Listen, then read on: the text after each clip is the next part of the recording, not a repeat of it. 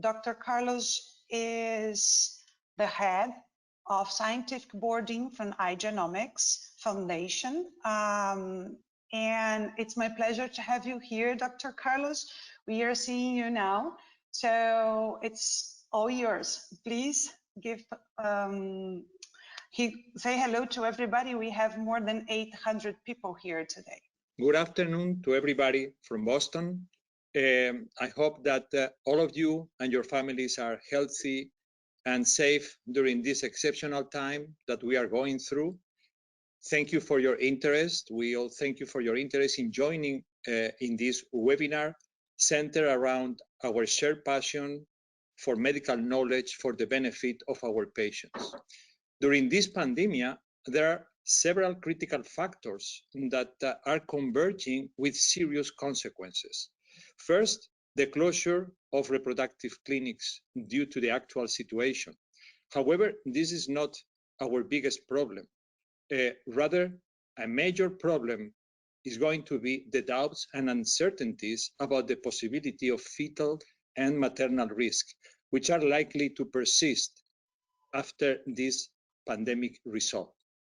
Furthermore, in the coming months, we don't know how many, we will not have conventional medical conferences due to the actual circumstances. So we cannot communicate, learn, and debate scientifically as we used to do in a long period of time.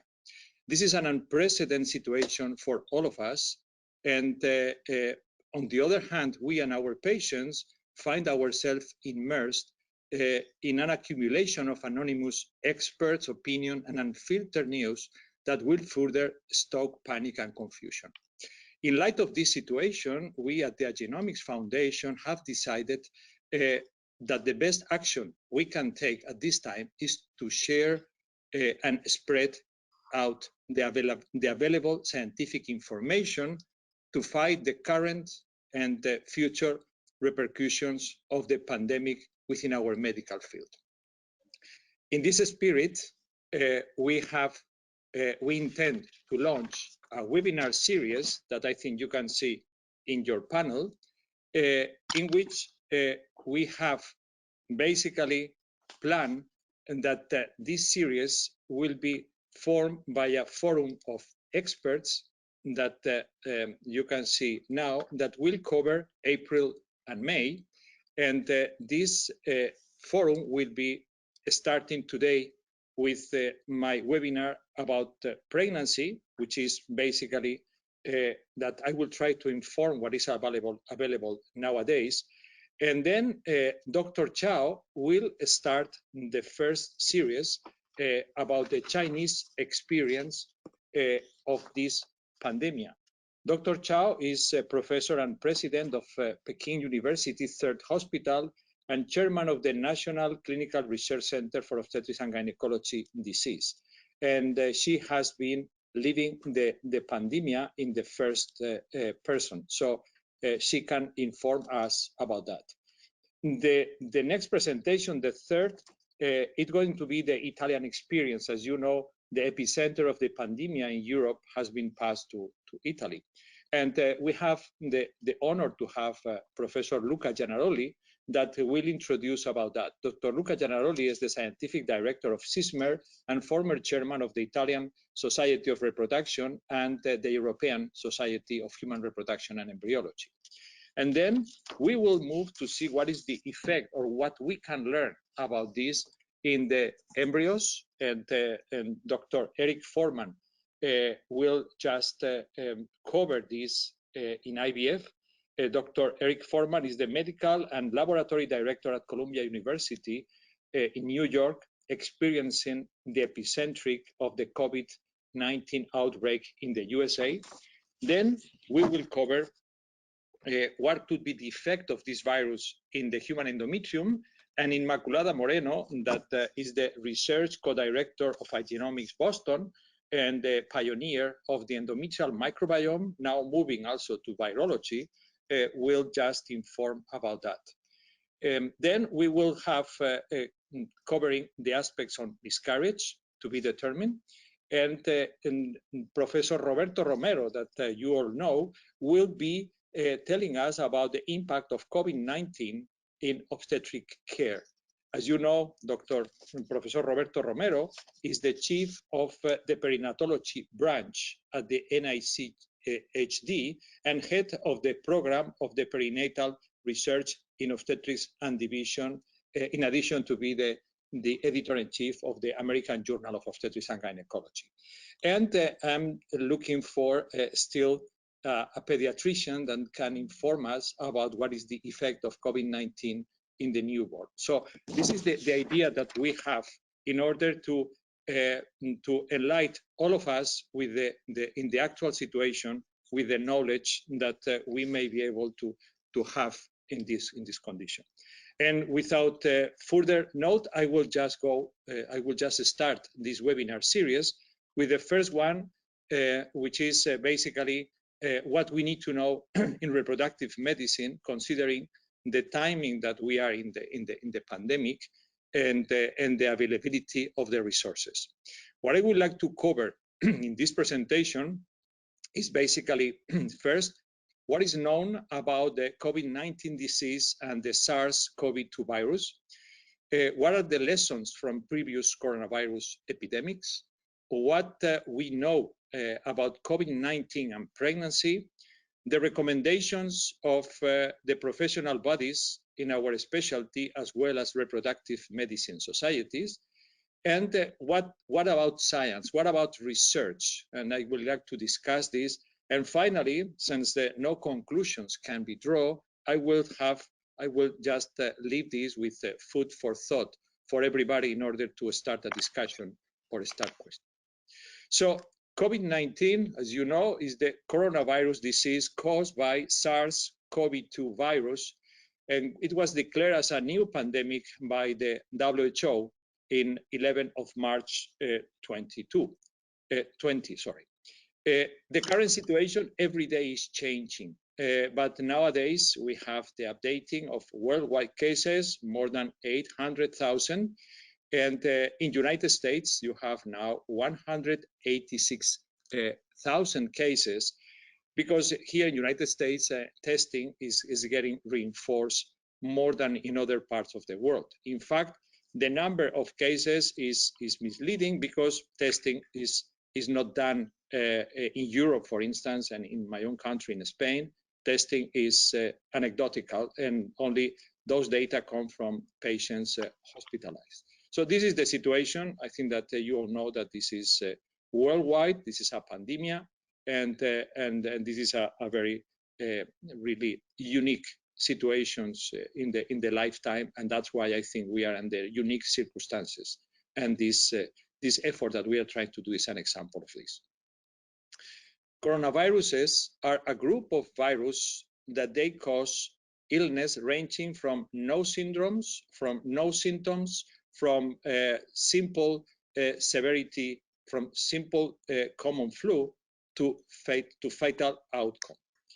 What is interesting is that only in this 21st century, 3 coronavirus has crossed the species barrier, causing deadly pneumonia in humans in 20 years. And we have the examples of the SARS-CoV, the MERS, and nowadays the SARS-CoV-2, and which is the COVID-19.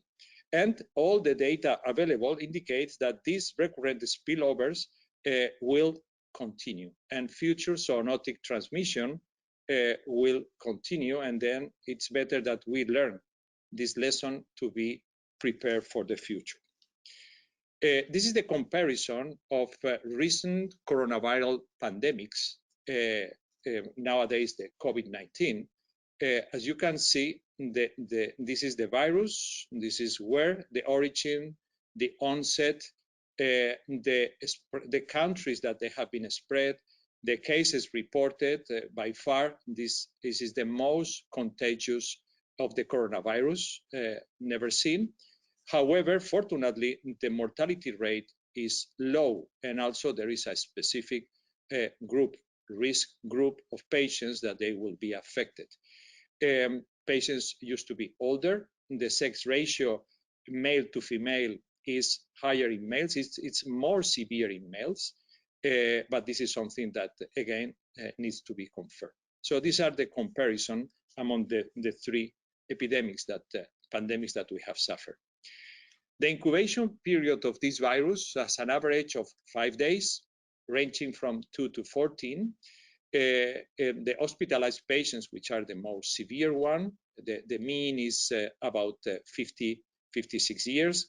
And the population at risk, and this is very clear, are elderly patients, patients with chronic respiratory syndrome, immunosuppressed, and our focus will be on pregnant patients and whether this will increase the risk or not. Underlying illness could be from no symptoms to really severe symptoms, and being the most worrisome, the existence of dyspnea. The transmission is a person-to-person between people who are in close contact. Respiratory droplets are the most common situation, and other forms of transmission has been also demonstrated, like infection, like contagious from infected surface or objects. Now, the most important transmission is what happens in the hospitals, and that's why we have to be very concerned about that, because it's the first line of fight against this pandemic. In fact, we have statistics in Spain, for instance, in which 15% of the health personnel is already infected because of this contagion. So this is obviously the place that we have to be more careful for that. And hospital means also reproductive clinics and any place that we may be in contact with patients that will be affected, some of them. The identification methods that we have for the diagnosis, as we know, these are the routine testing for any infectious disease. You can identify this with the nucleic acid detection, in this case RNA, because it's an RNA virus.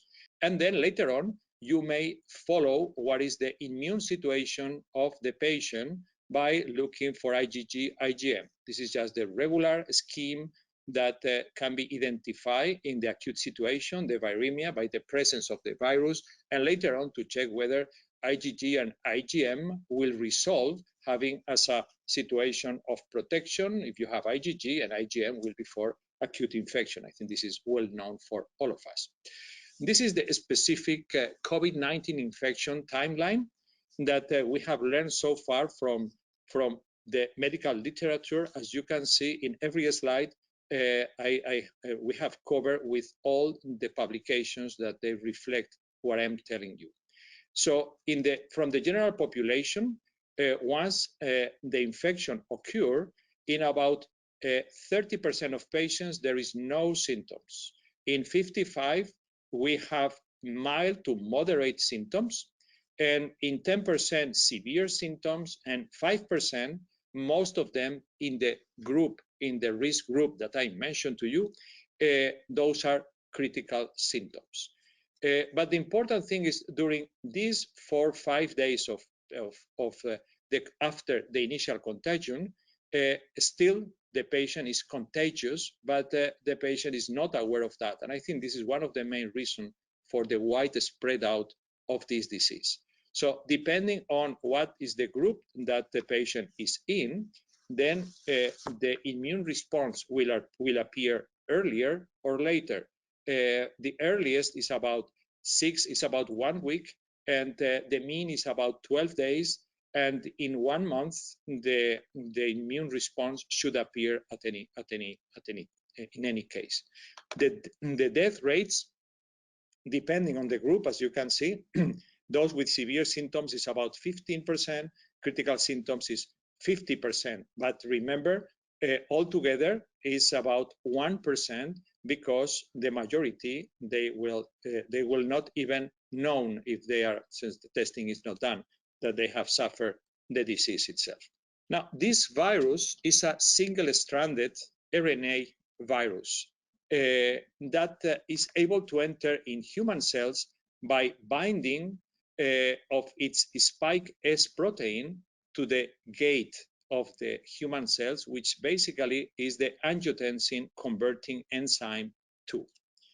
This angiotensin converting enzyme 2 is part of the renin-angiotensin system that we have all studied in the School of Medicine. And what it does is to cleave angiotensin 2 to angiotensin 1 to 7. But the issue is that this has a membrane, part of the enzyme is bounded to the membrane, and due to its affinity, it looks like it's the gate of entrance to the cells by the virus that is coupled to this and goes inside. This has been demonstrated, and this is a very recent paper from Cell, that this ACE2, which is present in human and also in bats, by the way, as you know, this is a zoonosis, was starting initially in bats, then the host was the pangolin, and they was jumping to the human in this region of China where it started. So ACE2 is using this serine protease that can enter the cell, and in fact, some of antibodies has been used to neutralize the efficiency of the entrance of this virus, just coupling to this serine protease that I mentioned in this paper. ACE2 is part of the renin-angiotensin system.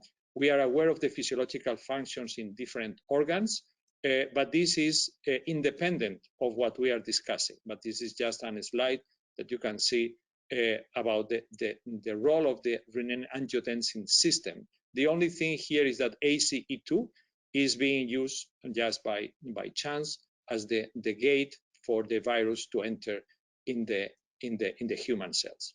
So we have been looking for the detection of this ACE2 in reproductive organs, because this is what we are interested here. So, and we have seen that in the ovary, indeed, they have been reported. And in fact, gonadotrophin induces changes in ovarian expression of ACE2. And it has been suggested that they may participate in a number of functions in the ovary, as well as in the testes, where ACE2 is only expressed by Leydig cells, and there has been shown that there is a difference in their levels in fertile man versus men with severe spermatogenesis. In the uterus, which is even more important for the possibility of the entrance of the virus in the system and then in pregnancy, ACE2 is expressed in the endometrial epithelium, increasing in the secretory phase. And also has been demonstrated the presence in the decidua, placenta, amnion, and chorion. Having said so, this is just the fact that the gate is there, and these are the papers reporting that. However, we have tried to look what is the evidence of the entrance of the virus, knowing the low numbers. And we have found two papers in which they basically analyzed, they autopsied 4 patients that they suffered SARS, 3 men with this age and 1 woman. And while the virus was found in vital organs such as lung, stomach, small intestine, in any case, the virus was found in the reproductive organs that I mentioned to you. Therefore, we don't know if this is because the low number or because even if the gate is there are other preferable locations for the virus itself. Now, I would like to walk with you about what is the lessons that we have learned from the previous coronavirus epidemics due to, as you may imagine, the low number of patients involved, and then to jump of what is known about COVID-19. This is what it's in the literature about SARS and pregnancy. A total of 70 pregnant women from 6 studies you can find in the literature, and there are 40 non-pregnant match controls. They're coming from 4 different countries, and 8 of those patients, they were infected in the first trimester, and the babies, they were born, those without any problem, and 9 were infected in the second and third trimester. And from that, there was 8 babies born with a high rate of preterm deliveries. I can understand for different reasons other than the infection itself, but also the anxiety and what can be done when you detect the disease. And there is a number of patients of babies with IUGR, and there was 2 healthy newborns. So the point that we learned from all of these studies was that there is a high maternal mortality, 25%, all of them coming from one study, that there were equivalent clinical symptoms and lab work in pregnant versus non-pregnant patients. In pregnancy, patients require more ICU admissions compared to non-pregnant, and there was an increase of miscarriages. Regarding fetal and neonatal, 35% they were preterm birth associated with high morbidity, 80%, and increased IUGR, intrauterine demise, and neonatal death. The transmission, vertical transmission, either transplacental or perinatal, is very unlikely because no demonstration can be found in all of these studies, either in the product of conception in case of miscarriage, or they were negative, RT-PCR negative, and viral culture in all of these samples, in all of these sources of samples from the newborns that they were analyzed.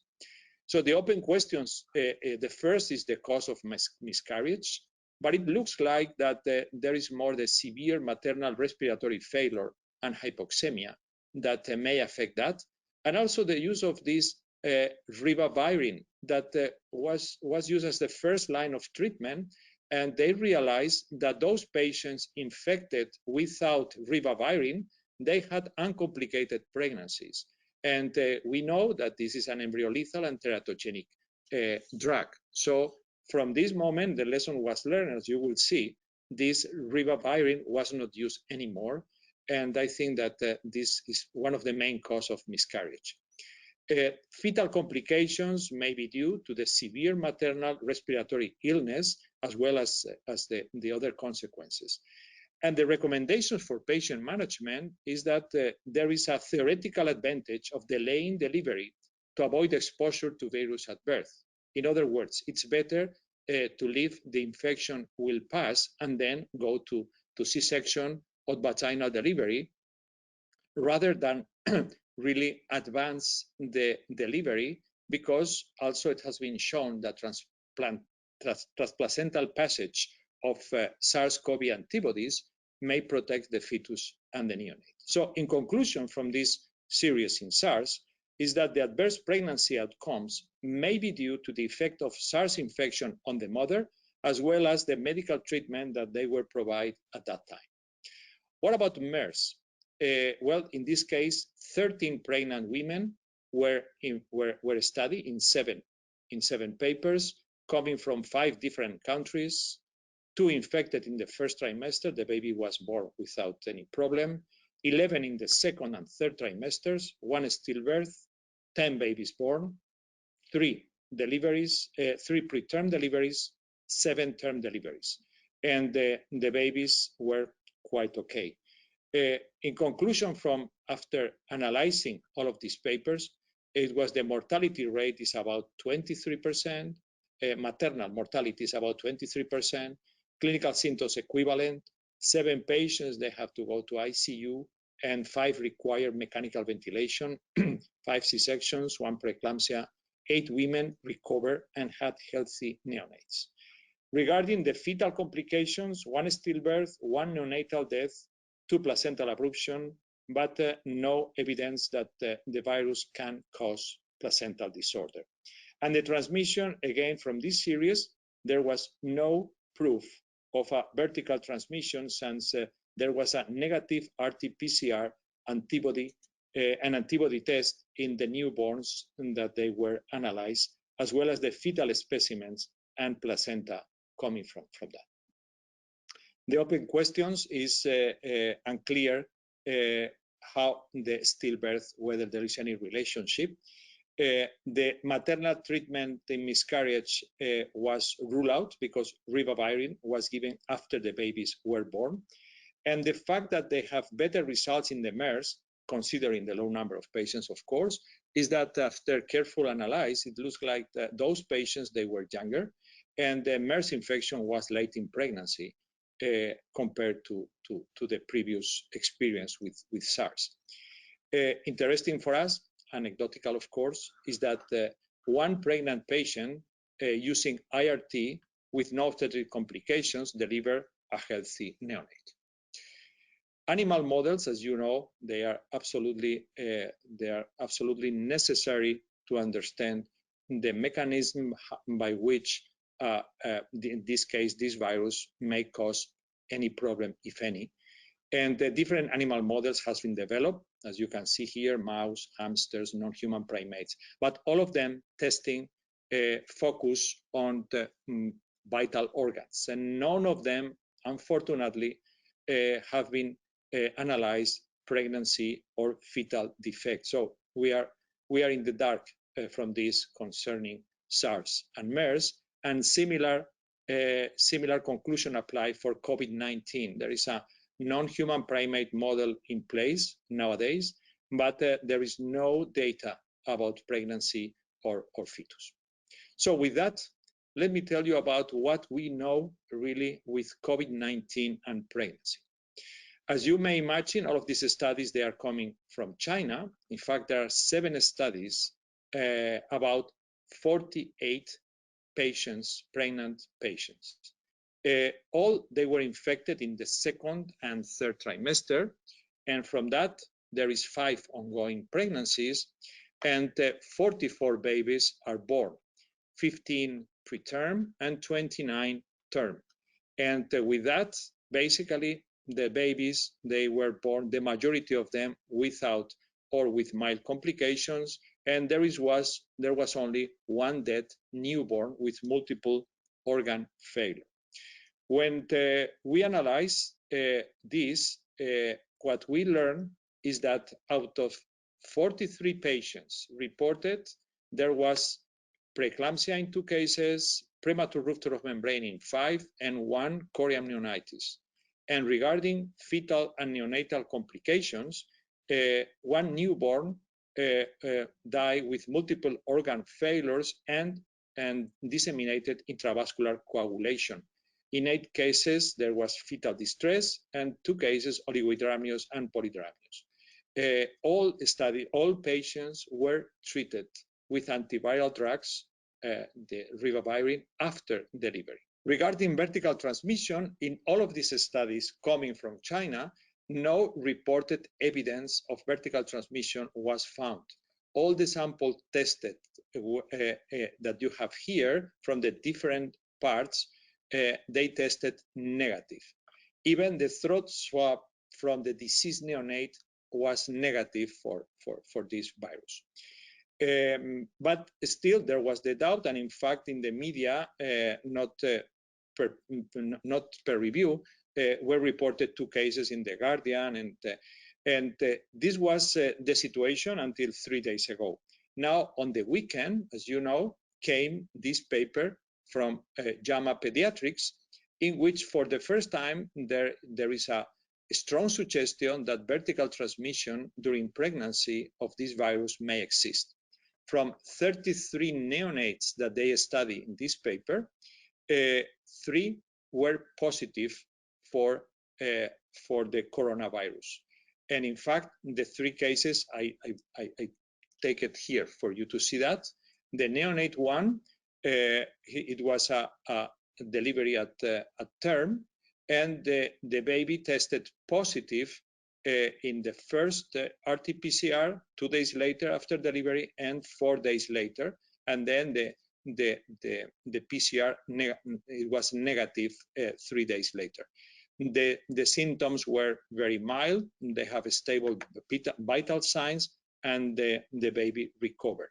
In all of the cases, as you may imagine, the authors just emphasize that they have been under a strict aseptic condition. So they claim that the only possible source of the contagious should be the mother. That's why they are bringing here as a possible vertical transmission.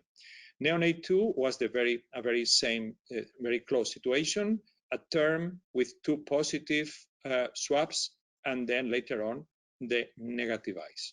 And finally, the neonate 3, it was a preterm. This was the baby that has the most severe cases, but also it was complicated with a preterm situation with 2 positive RT-PCR, disseminated intravascular coagulation. So they have to really to rescue this baby. But fortunately, the vital signs, they stabilize, and finally, nothing fatal happens after that. So the point that I want to make with this paper that came 3 days ago is that for the first time, it shows that maybe at a low rate, but could be vertical transmission. 3 neonates with symptomatic COVID-19 was they were reported, but the most seriously affected was also preterm and septic, in addition to the COVID-2 infection. So, fortunately, they were resolved and the babies are at home. As a strict infection control and prevention procedures were implemented during delivery, according to the authors, the most likely source of COVID-2 may be maternal origin. Therefore, it means that we should, of course, keep this in mind. And if this is true, we have another point of worrisome, of care, which will be at time of delivery. And we should test not only from the beginning, but also testing pregnant women should be mandatory to prevent this infection at the end. But again, this is something that remains to be proven. So all what I mentioned to you, I just want to emphasize the reasons for caution of all of this information, because first, there is a limited availability of reliable scientific data due to the novelty of the pandemic. Second, the potential duplication of reported COVID-19 cases. In fact, this was another editorial from HAMA that they express the concern about possible reporting of the same patients with COVID-19 in different reports. Immaculada Moreno, that has been done all the review of the papers, what she's assuring me is that all the data coming from China that we have presented here, they were reported from different hospitals. So I just want you to know that, but again, this is a concern that should keep in mind at this moment of the pandemic. And the third is the lack of evidence of the effect of this coronavirus on the reproductive function, because basically we have no animal models for that. And what has been the recommendations of the professional bodies in our specialty and also from the reproductive medicine societies? Well, first is WHO, that you know the guidance and the guidelines of WHO in terms of the laboratory testing strategies, the recommendations that all cases should be tested and the isolation procedures should be done accordingly. I think that this is well known, and as you know, every country has done whatever they could in the different parts of the pandemic.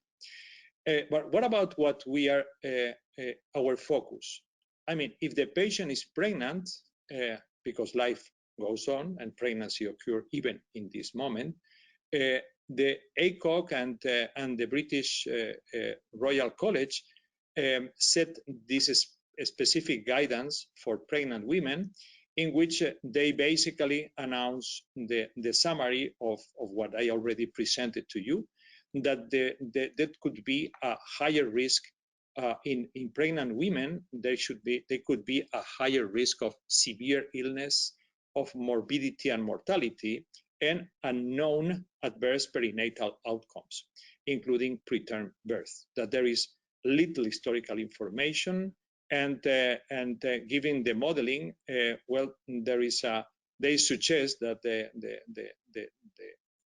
they should delay conception as much as they can. But again, we can make these assertions, but life goes on and reproduction cannot be stopped even in these moments. Coronavirus statement from ESRE follow similar rationale, admitting that there is no strong evidence, but the suggestion is to suspend initiation in all fertility patients, even if they do not meet the diagnostic criteria of COVID-19 infection. And those that they are already having treatment, they suggest to defer transfer, to freeze the embryos and to defer transfer later on. And those who are pregnant, well, they have to adhere to the previous guidelines in pregnant patients.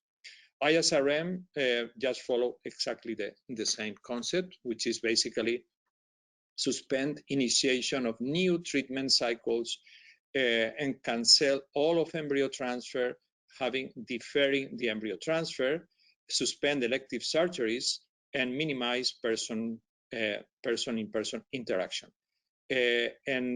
So this was basically, and that's why all the patients are being stopped, all the treatments are being stopped worldwide at different timings in different countries. But here in this country, it was also a reaction from the Fertility Providers Alliance.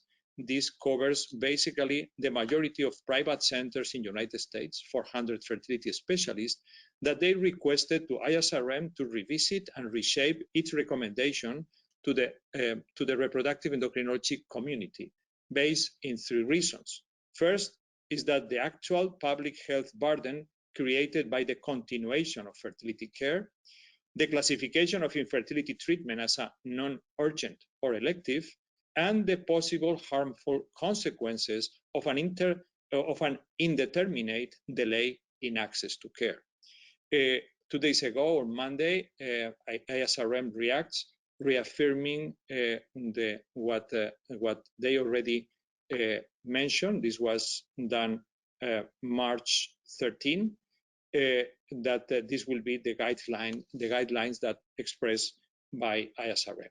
Well, I think that everybody's right. Everybody has their points and their reasons, and the point is, this is the information, and we all know must work from that and really make our conclusions according where we are and what is the situation in our own countries. But what I have missed in all of this is that there is no really research task forces implemented to really go for the biggest problem. And the biggest problem is not that now we cannot see patients. The biggest problem is we don't know what is going to happen with the reproductive process when the pandemic is over. And for that, I think that these are the 2 main questions that we are going to be asked by our patients. One is the teratogenic effect of this COVID-2 infection in the first trimester, and the second about the vertical transmission of the virus. These are 2 main points, and we in a Genomics Foundation, we are already working on research projects, and we will ask your help to contribute to this. We are analyzing all the patients that we receive the endometrium, and we want to know whether the infected patients, the virus is in the endometrium. We want to know whether these infections goes to the embryo, and we would like to assess all product of conception that we receive, all the NIPT that we receive from those patients affected or non-affected, and then go even to the newborn to find out whether this infection persists or not. So I think that this is needed, and we should do it because this will be the main questions that we are going to face. And finally, I would like to give you some food for thought, which is, I think basically is that life is first. Obviously, we are now having all of our resources in our different countries to help patients just to maintain their life. And this is the example of respiratory assistance that we are giving and everything. And we have stopped our work here, but life goes on. And we might stop assisted reproduction for a while, but natural reproduction continues. And in fact, we are living now those pregnancies. For that, I think that the best thing that we can do is first to create COVID-19 free clinics and hospitals where our personnel can be comfortable because they are free of this virus, and patients as they come, they will know that they will be working, they will be being treated in a COVID-free environment that will give all of us a lot of comfort. And the second is that more than ever, scientific research is needed in these 2 points that I mentioned to you, and we are accountable for it. We cannot wait that the government will pay for that, or even the societies will go for that. So I think that I will encourage you that to work on that scientifically, and we are already trying to do for the best of the knowledge at this moment. And with that, I just want to acknowledge that this work has been possible because the collaboration of my 3 collaborators, Inmaculada Moreno, Felipe Vilella, and Xavier Santamaria, as well as the help from all the team in genomics worldwide, that we are trying to really move forward in these exceptional conditions and trying to get the best of this terrible situation for the benefit of our patients and our colleagues worldwide. So I will be happy to entertain any questions that you might have, and thank you very much for your attention. So tell you again, that was a wonderful session. No one left, so we have the full house all the time. It was great, and we have a list of questions. I will try to make some of them and see how long we have timing for them, okay? The first one that we received, it's one regarding the ACE2, so the angiotensin, saying that with the higher expression on this gene, we can find virus also on testes. So the last publication saying that we can find on intestine, kidney, and also on testes. So once we can have the virus on semen, because it's present on testes, what could we expect for embryo or fetus development based on that, using the semen?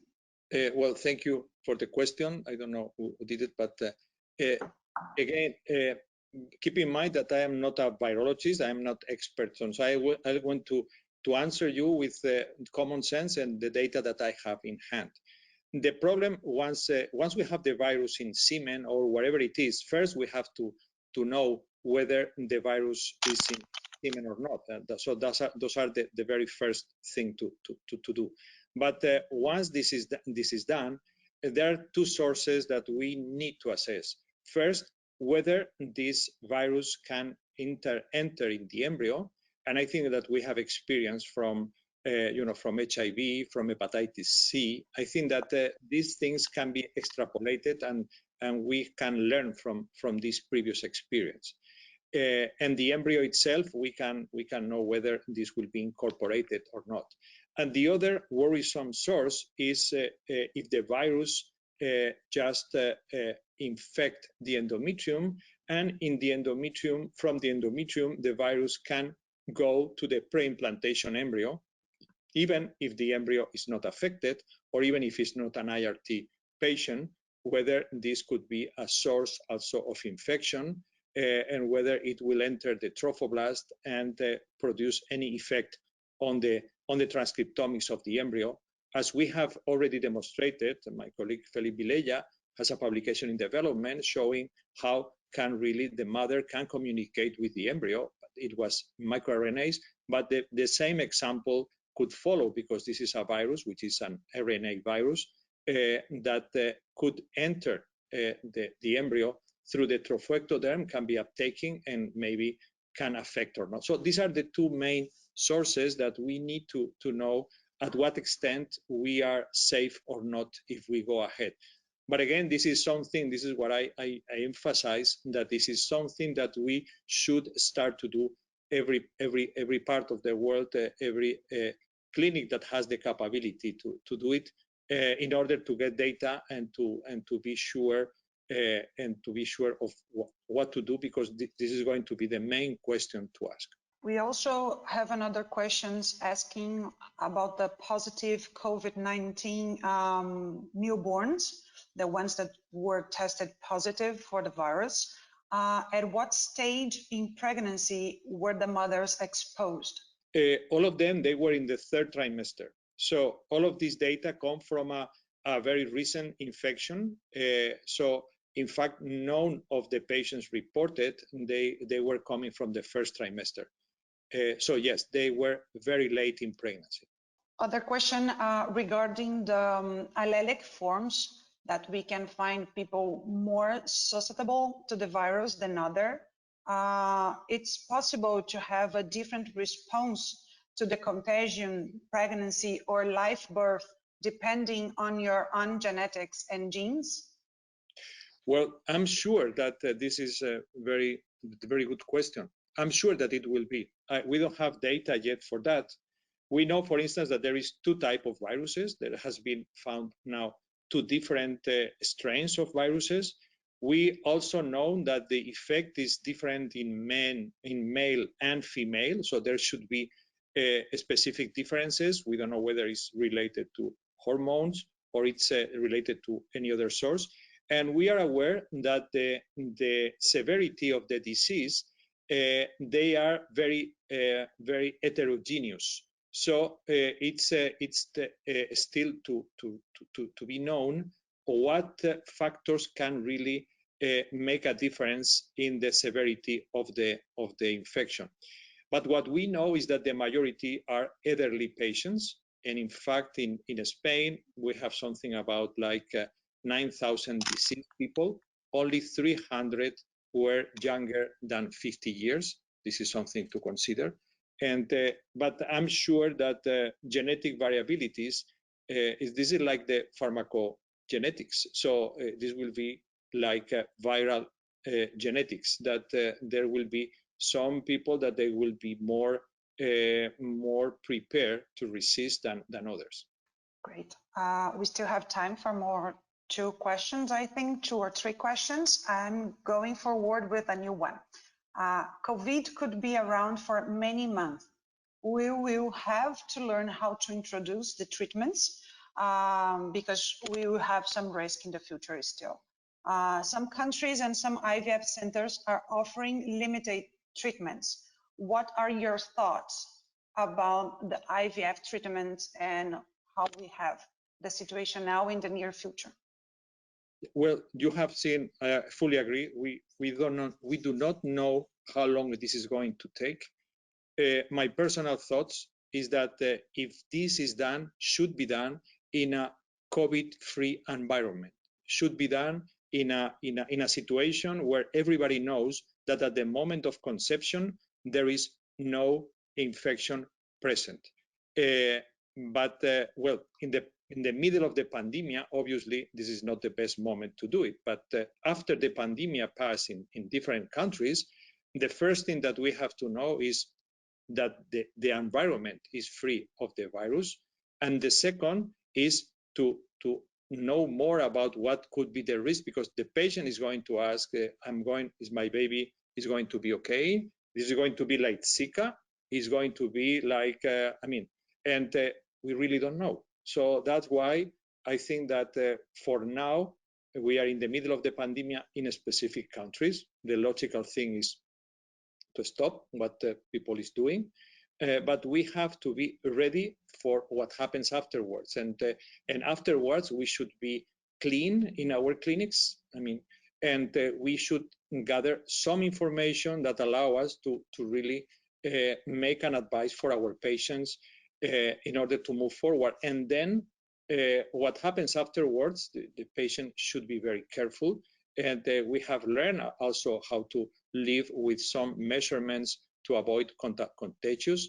And at the end of the delivery, because now vertical transmission came in the scene, I don't know if this will be true or not, this is something that should be considered very careful at that moment too. Yes, there's a lot of questions regarding COVID with Zika and asking the same thing that you already mentioned, saying that maybe in the future we are dealing with this virus the same way that we have been dealing with Zika virus. But also there's a lot of questions asking if you think that we should test all the couples, all the patients prior to start the IVF treatments here in the future, just taking the same measures that we took with Zika virus. Well, exactly, that's the concept. We have learned how to deal with Zika virus that clearly was having a teratogenic effect. So I think that the only situation here is to know more in order to fear less. Because even in the worst scenario, as is Zika virus, we have learned how to deal with that worldwide, taking our contagious measurements for that. And indeed, once the whole activity will start again, we need to be sure that at least in the time that we are participating in the reproductive process, we are doing this in a free environment, in a COVID-19 free environment clinics. There's a lot of questions here regarding the IVF lab. Asking your opinion about the presence of the virus on nitrogen, so the vitrified and the freezing gametes, or the presence of the virus in the culture environment. So if you have any idea, what are your thoughts about it? Well, that's why we will have Dr. Eric Foreman Yes. talking about that in 3 weeks here. So this, I don't know, really. I think that nobody knows. And I think that in 3 weeks, Dr. Eric Foreman, which is his specialty, will be able to enlighten us about these questions. And this was the whole point of this webinar series, to know what they have learned in China. This will be next week. Then what Professor Luca Gianaroli will let us know what they have done in Italy. Then we will go for the embryo part exactly for this question with Dr. Eric Foreman.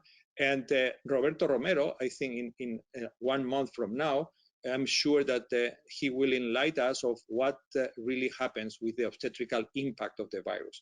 So I'm sorry, but I don't have data with that, but that's why I asked for the help of all of these world experts that will give us this information if it is available at the time that they present. Yeah, we have here a message from Dr. Luca Gianaroli. He's watching us and he just said that there's some news on ESHRA statement.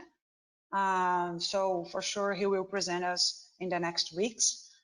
Thank you, Dr. Luca, to be here with us today.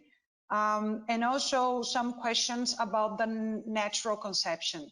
So we are preventing all the IVF, but what about the natural conception? So these women are also at the same threatened from the virus than the IVF treatment.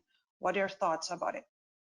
Yeah, my thoughts are the concept that life goes on. I mean, we can stop assisted reproduction, but reproduction cannot be stopped. And pregnancies are being occurring now.